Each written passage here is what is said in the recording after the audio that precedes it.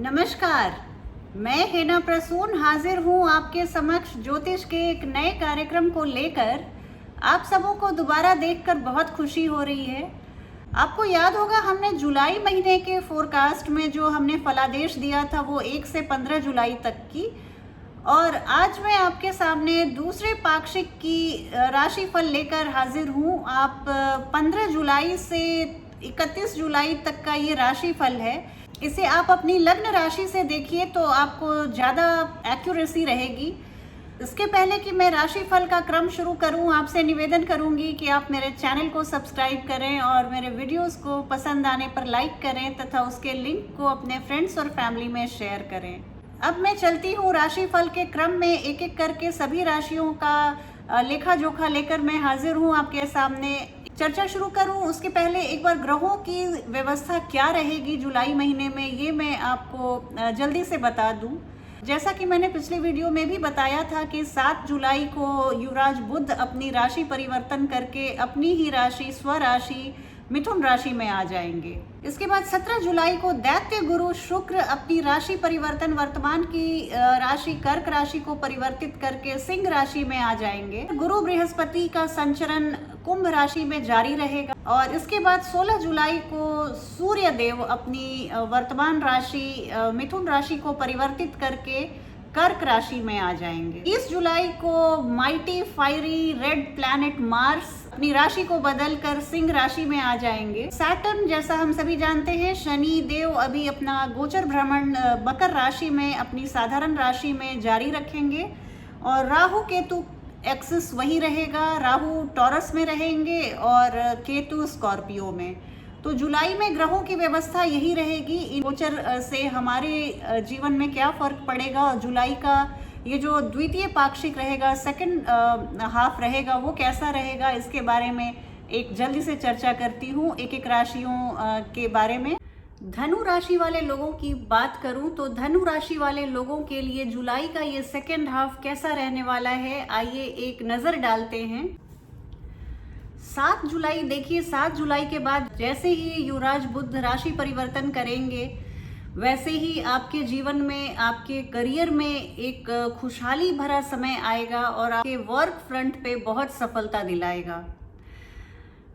16 जुलाई के बाद सूर्य आपके 8th हाउस में आ जाएंगे, तो इसमें आपको कुछ ऐसा मन करेगा कि कुछ मैं इलीगल काम करूं, कुछ मैं टैक्स इवेजन कर लूं, इस तरह की कुछ आपको विचार आपके मन में आएंगे। तो लेकिन आप उन विचारों को शह मत दीजिएगा, उन विचारों में आप अपना समर्थन मत दीजिएगा, उन विचारों को आप ऐसे ही रफा दफा कीजिएगा। सफलता के लिए कभी भी आप शॉर्टकट या रॉन्ग रूट्स मत लीजिएगा। ये मैं सिर्फ जुलाई महीने की बात नहीं कर रही, ये मैं आपके आने वाले पूरे समय के लिए प्रोफेशनली आगे बढ़ना है और अपने लिए एक मुकाम बनाना है, तो आप मेरी इस सलाह को हमेशा याद रखिएगा। फाइनेंस की बात करूं तो फाइनेंस या आर्थिक पक्ष आपका थोड़ा सा एवरेज दिख रहा है मुझे जुलाई में। आप शाह खर्ची से बचिए, बिना ज़रूरत के खर्चे आप मत कीजिए। शुक्र और मंगल दोनों 8th हाउस में हैं, तो आपको कुछ ऐसा मन करेगा कि मैं कुछ सामान खरीद लूं, इसके बिना मेरी ज़िंदगी अधूरी है, इस तरह की कुछ भावनाएं आएंगी। तो लेकिन आप इन भावनाओं को हवा मत दीजिए, सिर्फ ज़रूरत के खर्चे ही कीजिए। हो सकता है कि कुछ हिडन एक्सपेंसेस आपके सामने आ जाएं, तो उसके लिए आप एक अलग से फंड ज़रूर थोड़ा आप रखिएगा बना के, मेंटेन करके। आप लोन लेने से बचिए। इस समय अगर आपने लोन लिया तो उसे चुकाना थोड़ा मुश्किल पड़ेगा और चुकाने में हो सकता है एक लंबा अरसा निकल जाए। तो इस समय कुछ भी अपने खर्चों पर कंट्रोल करके और इस तरह से आप अपने धन संचय को बढ़ाइए और लोन लेने की स्थिति बिल्कुल मत पनपने दीजिए। लेकिन सेकेंड हाफ में जुलाई की मैं ये आपको खुशखबरी देती हूँ कि बिजनेस और व्यापार में आपके आय में इजाफा होगा। आपको आय के स्रोत बनेंगे और आप पैसे का फ्लो बहुत अच्छा रहेगा आपके लिए। जुलाई का सेकेंड हाफ बहुत लकी है। फाइनेंस की अगर मैं आपकी बात करूँ, आर्थिक पक्ष की बात करूँ, तो धन संचय भी होगा, आपका आत्मविश्वास भी बढ़ा चढ़ा रहेगा। और हेल्थ की बात करूं तो हेल्थ सामान्य रहेगा, कुछ अड़चनें आ सकती हैं लेकिन आपके रोगों से लड़ने की क्षमता भी बढ़ी रहेगी।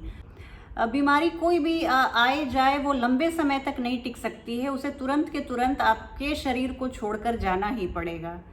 और सिर्फ ये हो सकता है कि थोड़ा सा रक्त संबंधी विकारों से अपने अपने आप को बचा के रखिए। छोटी मोटी चोट चपेट की संभावना नहीं बननी चाहिए, आप उसका ध्यान रखिए।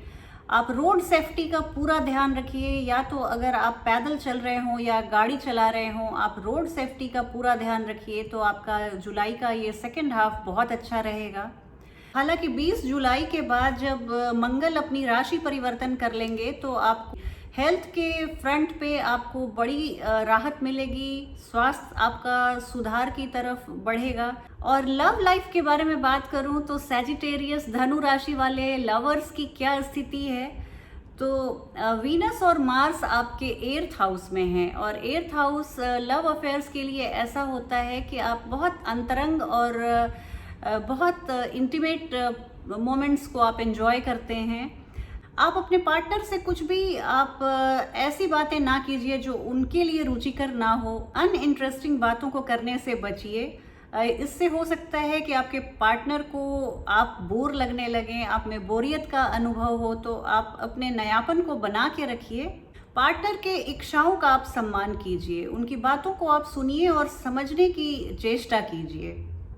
20 जुलाई के बाद मंगल आपके 9वें भाव में चले जाएंगे, तो यहाँ पर आप पार्टनर के साथ किसी लंबी यात्रा पर जाते हुए दिख रहे हैं। आप ये यात्रा आप अपने पार्टनर के साथ बहुत एंजॉय करेंगे और बहुत यादगार यात्रा बनेगी।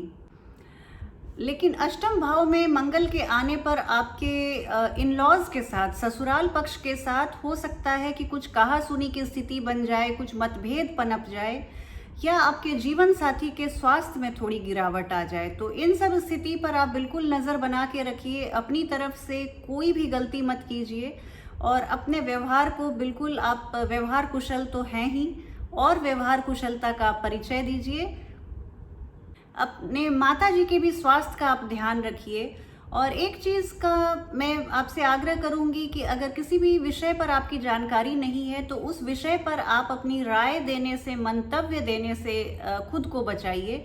इससे बहुत तरह की स्थिति से, आप अवांछित स्थिति से अपने आप को बचा पाएंगे। तो कुल मिलाकर धनु राशि वाले लोगों के लिए भी मुझे लग रहा है कि जुलाई का ये जो द्वितीय पाक्षिक है, सेकेंड हाफ है, वो भी बहुत अच्छा जाने वाला है। छोटी सी थोड़ी मोड़ी सावधानी आप बरतकर इस समय को आप बहुत खुशहाल और यादगार बना सकते हैं।